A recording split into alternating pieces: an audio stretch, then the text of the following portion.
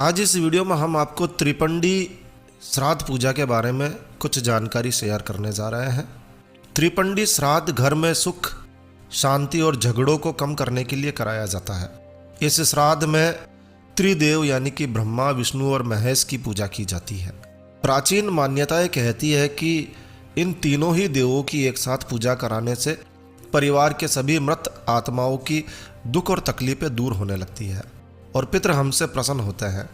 चलिए त्रिपंडी श्राद्ध के बारे में थोड़ा सा जान लेते हैं। दोस्तों, ये वीडियो एकदम अलग विषय पर है और आशा है यह जानकारी आपको काफ़ी पसंद आएगी। त्रिपंडी श्राद्ध को काम्य श्राद्ध भी कहा जाता है। ये श्राद्ध परिवार की समस्त आत्माओं की स्मृति में किया जाता है।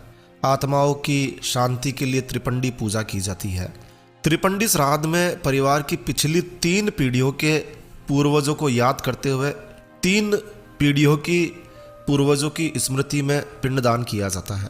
यदि परिवार में कोई भी पिछली 3 पीढ़ियों में, चाहे वो युवा हो या फिर वृद्ध अवस्था में, स्वर्गवासी हो गया है और उनकी मुक्ति नहीं हो पा रही है, तो उन्हें मुक्ति दिलाने के लिए त्रिपंडी श्राद्ध जरूर से करना चाहिए। घर का कोई भी बड़ा पुरुष सदस्य इस श्राद्ध को करा सकता है। त्रिपंडी श्राद्ध केवल 3 पीढ़ियों के पूर्वज, जिसमें माता पिता, दादाजी दादी जी और उनके माता पिता, पिछली 3 पीढ़ियों को संतुष्ट करने के लिए होता है। ऐसे कोई पूर्वज जिनकी आपको जानकारी भी नहीं है और उनके निधन के बाद समय समय पर उनका श्राद्ध नहीं निकाला गया है और वो असंतुष्ट है, तो ऐसी आत्माएं भी अपनी आने वाली पीढ़ियों को परेशान करती है और ऐसी आत्माओं को त्रिपिंडी श्राद्ध करके अनंत आत्माओं के साथ परम धाम में भेजा जाता है। एक बात का विशेष रूप से ध्यान रखिए कि परिवार के मृत पूर्वजों का वर्ष में 2 बार श्राद्ध निकालना जरूरी होता है। तो त्रिपिंडी श्राद्ध पूर्वजों को उनके वंशजों के द्वारा किया जाता है।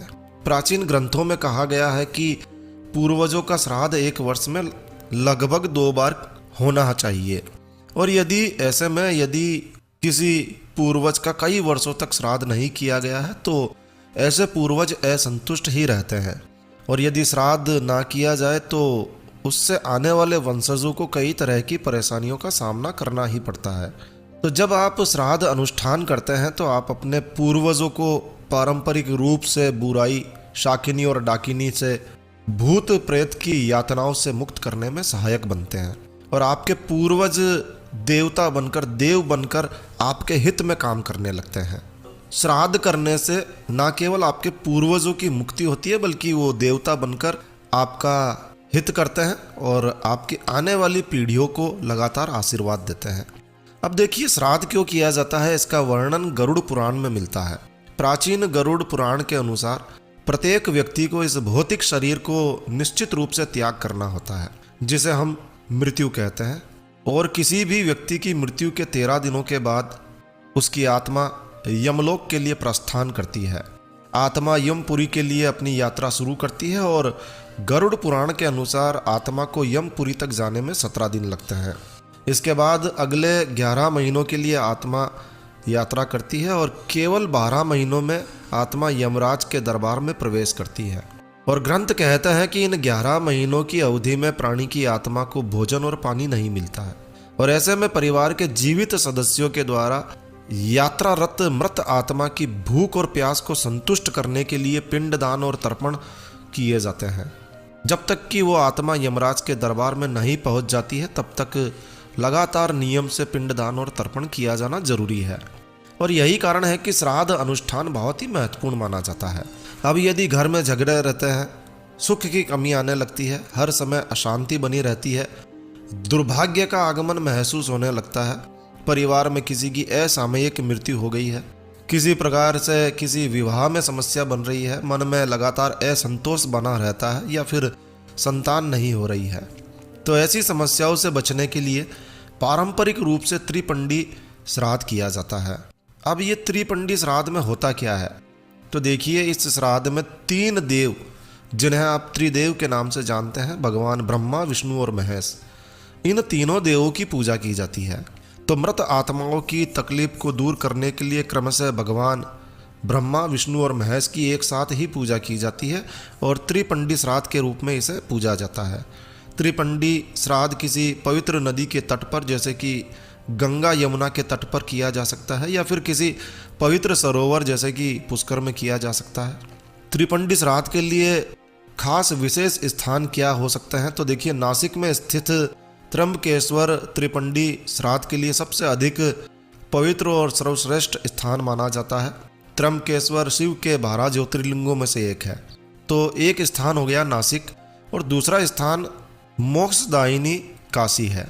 मोक्षदायिनी काशी के पिशाच मोचन कुंड पर त्रिपंडी श्राद्ध आप करा सकते हैं।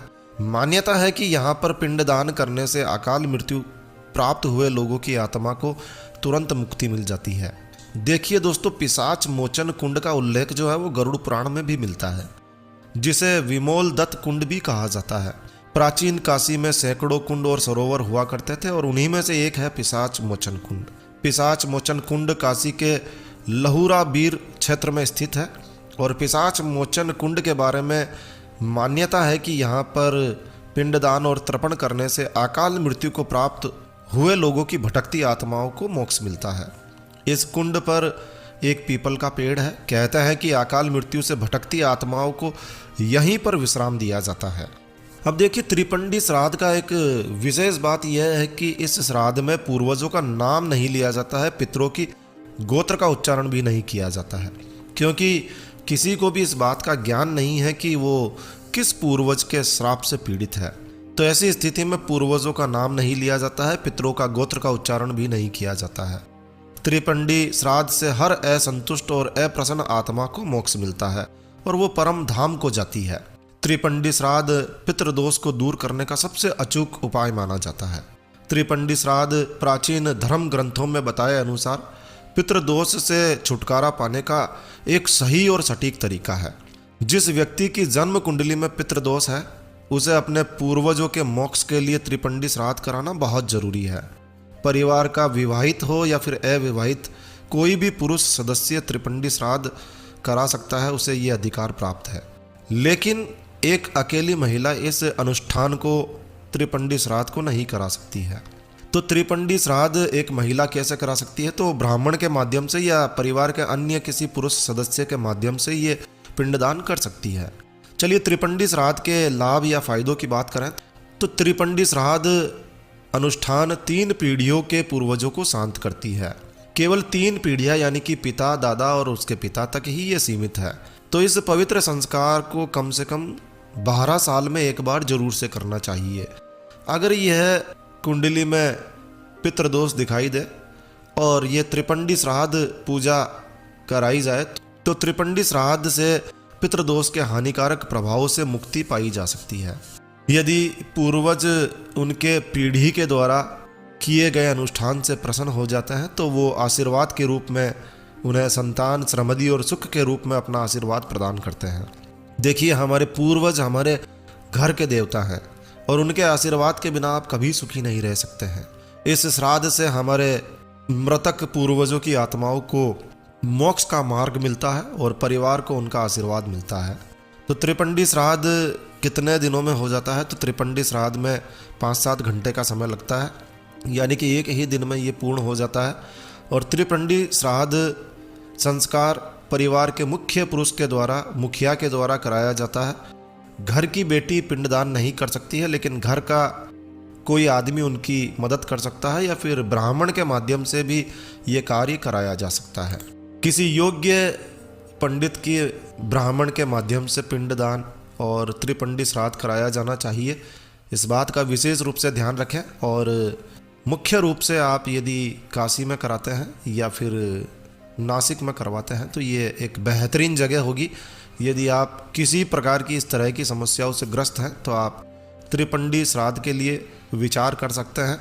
हमने ये जानकारी जनहित में आपके साथ शेयर की है। आशा है आपको ये जानकारी अच्छी लगी होगी। यदि आप इसी तरह से धर्म कर्म में कुछ विश्वास रखते हैं तो मेहरबानी करके इस वीडियो को ज़्यादा से ज़्यादा लोगों तक पहुंचाने की कृपा करें। कई लोग बहुत परेशान हैं, उन्हें जानकारी भी नहीं है कि त्रिपंडी श्राद्ध क्या होता है और क्यों किया जाता है। तो आपका एक छोटा सा शेयर ना जाने किसकी ज़िंदगी में परिवर्तन ला पाए। तो इस वीडियो को ज़रूर से शेयर कीजिए और यदि आपको यह जानकारी अच्छी लगी है तो लाइक के बटन पर ज़रूर क्लिक कीजिए। और यदि आपने हमारा ये चैनल सब्सक्राइब नहीं किया हुआ है तो कृपया चैनल सब्सक्राइब कर लीजिए, क्योंकि इस चैनल पर क्योंकि इस चैनल पर हम लेकर आते हैं आपके लिए तरह तरह की धार्मिक जानकारियाँ, होम रेमेडीज, होम टिप्स और टेक्निकल नॉलेज। तो सब्सक्राइब करने पर आपको हमारे नए वीडियोस की अपलोड्स लगातार निरंतर मिलती रहेगी। तो अभी सब्सक्राइब के लाल बटन पर क्लिक करके चैनल सब्सक्राइब कर लीजिए। तो एक नया वीडियो, एक नई जानकारी लेकर मैं आपका दोस्त नरेंद्र अग्रवाल फिर मिलूंगा। तब तक के लिए stay healthy, stay happy. Thank you for watching my video. Thanks. जय श्री राम, जय हनुमान।